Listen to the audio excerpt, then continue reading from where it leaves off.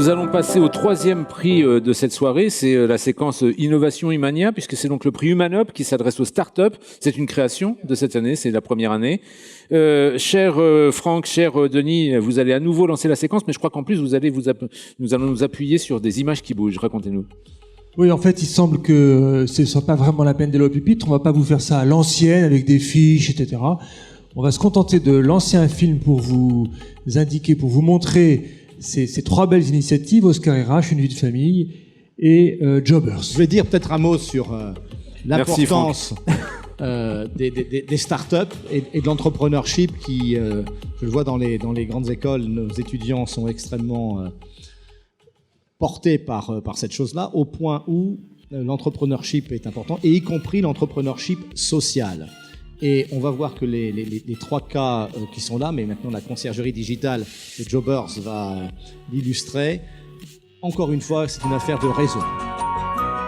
Donc Jobbers.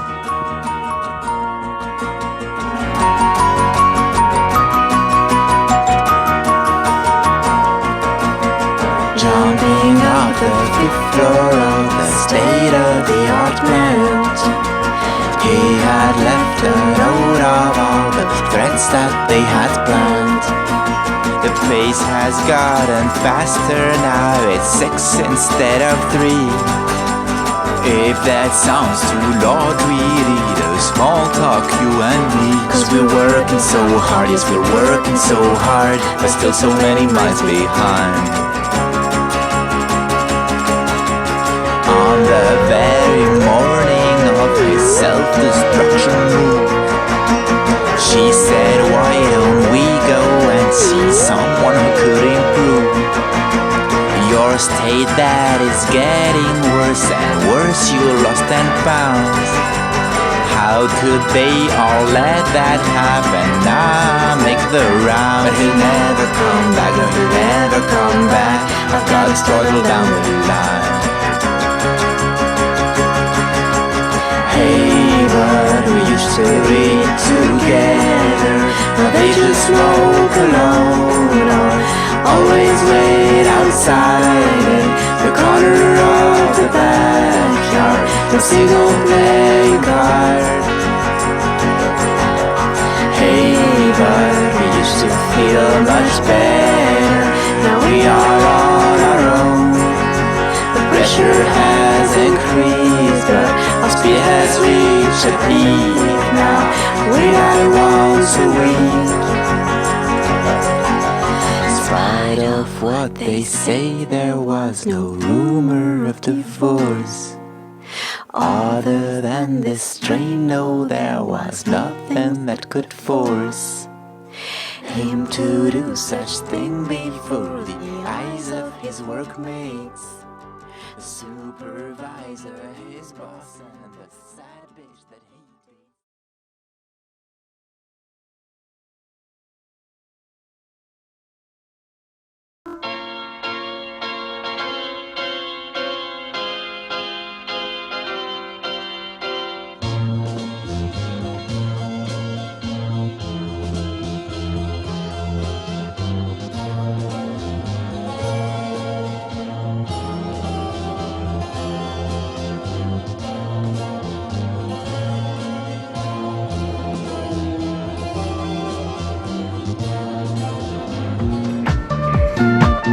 La mission d'Oscar H, c'est envoyer les talents de grands groupes vivre la vie de start-up pour brasser les compétences et ouvrir les frontières traditionnelles de l'entreprise. Grâce à Oscar H, le talent accélère la croissance de la start-up en lui offrant son savoir-faire et ses expériences. En contrepartie, la start-up l'aide à développer ses compétences agiles et digitales. Oscar H, c'est donc un échange gagnant-gagnant dont chacun sort enrichi et mieux préparé pour affronter les réalités de l'économie numérique.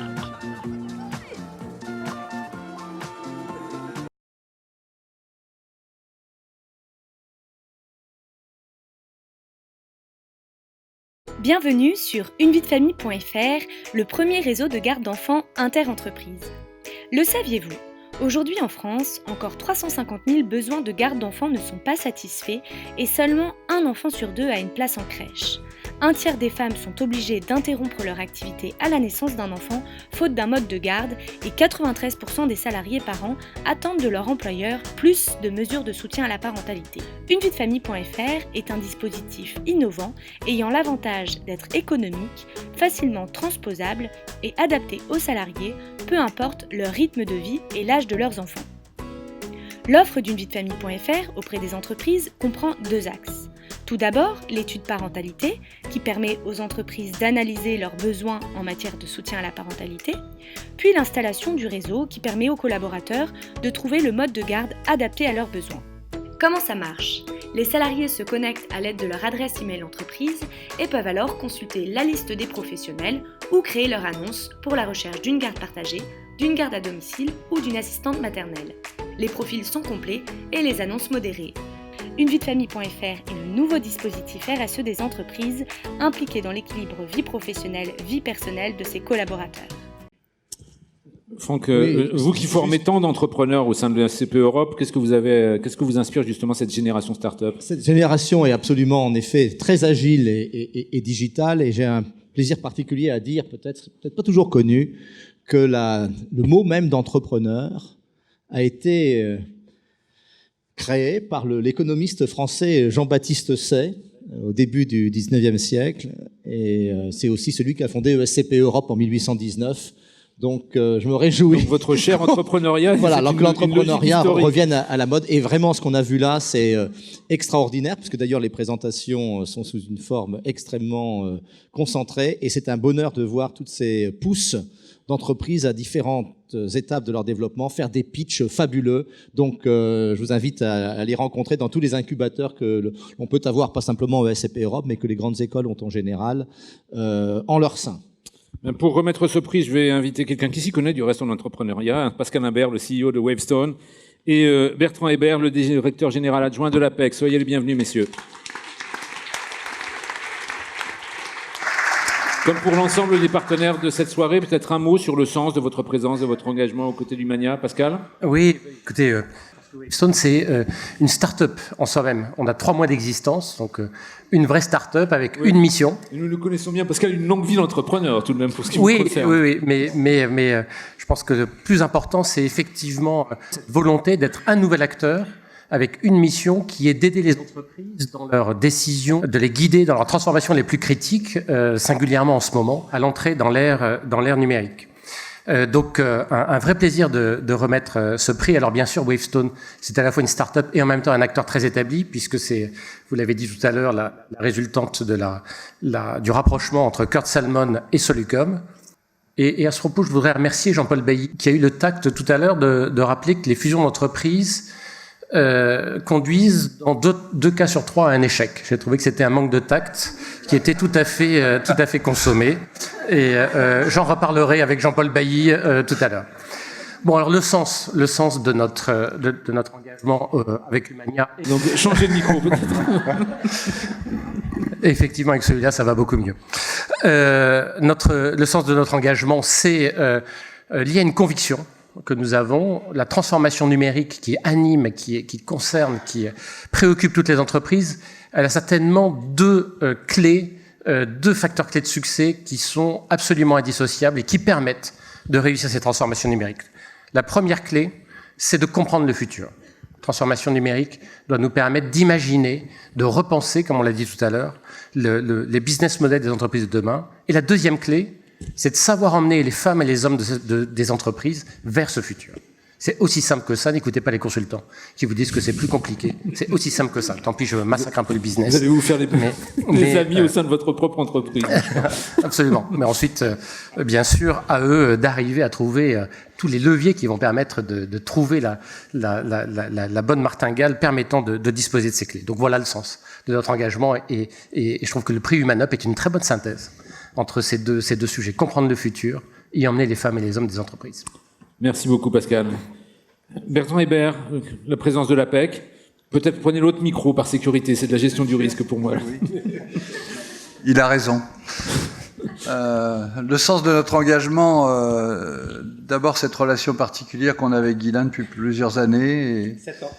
Et le respect et l'admiration qu'on a pour le courage qu'il a de tenir cette entreprise depuis plusieurs années et de nous faire rencontrer, de nous faire nous rencontrer depuis longtemps. La deuxième chose que j'ai envie de dire ce soir, j'ai pas préparé. Hein. Mais c'est mieux en freestyle, vous savez, on préfère ça. Je suis très freestyle, moi. Le plaisir de croiser Yvan Bourgnon, j'ai eu l'occasion de faire 2-3 transats sur des 52 pieds. C'est pas la même chose de faire ce qu'il a fait sur un bateau qui fait juste 10 mètres de moins. Enfin, à peu près 10 mètres, on va dire, de moins. Et le courage qu'il faut pour affronter un environnement, je crois que la Corogne doit lui rappeler d'excellents souvenirs.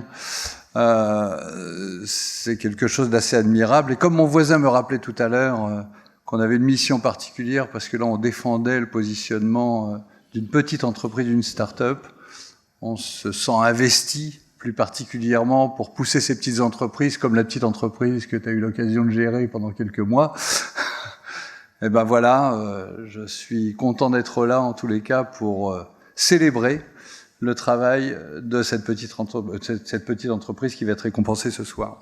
Voilà. Alors, merci beaucoup Bertrand Hébert. Alors, lequel d'entre vous va nous dévoiler le nom du lauréat? Jingle. Vous avez le bon micro. Il paraît que j'ai le bon micro, ça s'ouvre comment ça?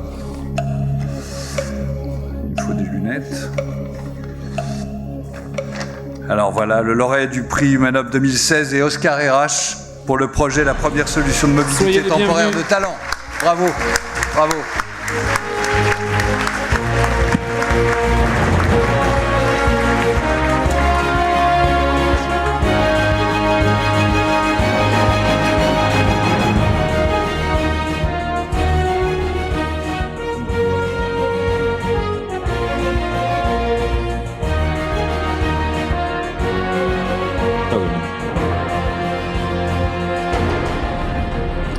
Frédéric Vatine, un mot peut-être sur le sens. Écoutez, merci beaucoup. Je vous avouerai qu'à titre personnel, c'est 18 mois d'une idée. Se l'avoir fait reconnaître, j'avoue que c'est une petite satisfaction personnelle. J'associe évidemment Mathis, que vous avez vu sur la vidéo. Mathis, c'est mon premier embauché, il a 26 ans. C'est évidemment, il fallait absolument que j'embauche quelqu'un qui connaisse les startups, sinon je ne suis pas vraiment moi un digne représentant des startups, mais c'est parce qu'on est deux qu'on y arrive, c'est parce qu'il connaît les startups et que j'ai peut-être la chance de connaître les grands groupes qu'on y arrive. Alors Mathis, il s'excuse, mais on avait la chance de rencontrer 8 grands groupes ce soir, et ça, quand on est une startup, c'est un truc qu'on peut pas laisser passer. Donc on s'est séparés en deux, il fait du commercial, et moi je viens gagner le prix. Mais Mathis est de tout cœur avec vous, je vous assure. Et les deux, peut-être les autres personnes, ou en tous les cas les grands groupes que je voudrais vraiment remercier, c'est ceux qui nous ont fait confiance au départ. Et je peux les citer puisqu'ils nous ont donné leur accord, c'est Carrefour et L'Oréal, qui nous ont suivis, on va dire, depuis quelques mois. On en a d'autres depuis, mais vraiment eux nous ont suivis. Et je voudrais aussi remercier les startups qui nous font confiance. Je voudrais en profiter juste pour casser quelques fausses idées. Je vous raconte juste une histoire parce que celle-là, elle est belle. Une des premières personnes qu'on a envoyées d'un grand groupe dans une start-up, j'ai dû à lutter contre, mais non, une personne d'un grand groupe dans une start-up, il va jamais y arriver. Mais non, c'est pas possible. 15 ans, 20 ans de process, comment il va faire? Cette personne-là, elle est partie 4 mois dans une start-up. Pour finir, elle va rester 7 mois. Et pourquoi 7 mois? Parce qu'elle va aller pitcher au CES de Las Vegas au mois de janvier. Donc je peux vous dire qu'à titre personnel, c'est juste extraordinaire ce qui lui arrive. Pour le grand groupe, c'est évidemment une grande satisfaction de voir que ses collaborateurs sont tout à fait capables de vivre dans le monde du digital. Et pour cette start-up, elle a bénéficié évidemment d'une compétence rare qui l'emmène au CES de Las Vegas. Et c'était ça l'objectif. Voilà, donc on a des belles histoires comme ça. Je finirai en disant que si un jour on pouvait nous appeler le Blablacar des compétences, on serait très content. On aime organiser des belles rencontres. Voilà, des petits temps entre une start-up et des grands groupes. Parfois, ça crée des belles réussites. Parfois, ça n'est juste que pendant quelques mois, mais c'est pas grave. L'objectif, encore une fois, c'est de se partager, brasser les compétences, brasser les idées, brasser les cultures. On a tous à apprendre les uns des autres. C'était ça l'idée de départ. Et je suis très content que vous la reconnaissiez ce soir, tous. Merci beaucoup. Alors, On est dans un pays où l'esprit collectif entre entreprises a quand même eu du mal à se traduire dans les faits. Vous, votre ambition, c'est d'organiser des rencontres entre des David et des Goliath. C'est un peu dans l'air du temps, hein, du reste, cette idée. C'est aussi celle que promeut la Fondation Raise, dont certains d'entre vous ont peut-être entendu parler ou à laquelle ils contribuent. Ça veut dire que la révolution digitale aussi, le fait que toutes les entreprises doivent se repenser, fait bouger les lignes dans les têtes et qu'aujourd'hui, on est peut-être un peu plus prêt à se faire mutuellement à la courte échelle. Écoutez, je pense que non. Enfin, vous avez raison. Je suis pas innovant. Moi, j'avais fait juste le constat que dans cette David avec Goliath et dans l'innovation, les grands groupes investissaient beaucoup sur des incubateurs, des accélérateurs, prenaient des prises de participation, mais qu'il y avait peut-être un levier qui était un peu sous-estimé, c'était le collaborateur lui-même. Et qu'en fait, il y avait un plafond de verre. Je l'avais vécu entre guillemets peut-être dans un grand groupe. C'est qu'il y avait des choses qui étaient faites, mais que le collaborateur moyen, celui qui est juste aujourd'hui et qui va faire la transformation digitale demain, il n'est pas vraiment impliqué. Et donc on a juste cherché à créer un cercle vertueux. C'est ce collaborateur, quand il va dans la start-up, il transfère son savoir-faire. Et vous savez quoi, la chose extraordinaire, c'est que tous les soirs on lui dit merci. Là, en parallèle, lui, il profite de son temps là pour observer sa culture au digital, et quand il vient avec des idées pour le grand groupe. On est vraiment juste sur un cercle vertueux qui n'a rien d'extraordinaire. On a juste essayé d'être malin, voilà. Et j'aime bien quand on me dit qu'on a été malin. Voilà, mais c'est très complémentaire à tous les autres dispositifs. Ça ne se veut pas du tout en substitution à quoi. C'est une nouvelle façon de faire, c'est tout. Et les entreprises que vous évoquiez tout à l'heure, des partenaires comme Carrefour, hein, qui est effectivement un partenaire historique à l'échelle de votre entreprise, que viennent-ils chercher? C'est justement cette culture entrepreneuriale qui va les rendre plus agiles de l'intérieur, si vous me permettez cette formule? Écoutez, je vais vous prendre. Je pense que le mieux c'est de vous raconter l'histoire, et elle va être très courte, hein, je vous rassure. L'histoire, c'est que 15 personnes de Carrefour, depuis lundi, sont dans 15 startups différentes. Qu'est-ce que va chercher Carrefour? À la limite, je vais vous raconter dans quelles startups sont ces gens-là. Ils sont à la fois chez Alchemix.